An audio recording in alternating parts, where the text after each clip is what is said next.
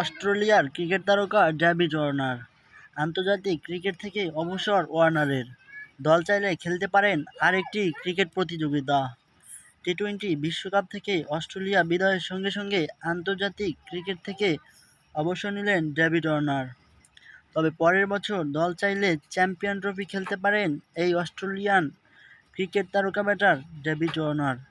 তখন অবসর ভেঙে ফিরে আসবেন ডেভিড ওয়ার্নার। তিনি অস্ট্রেলিয়া দলের জন্য বিশাল এক অবদান। তাকে ছাড়া যেন অস্ট্রেলিয়া দল অচল।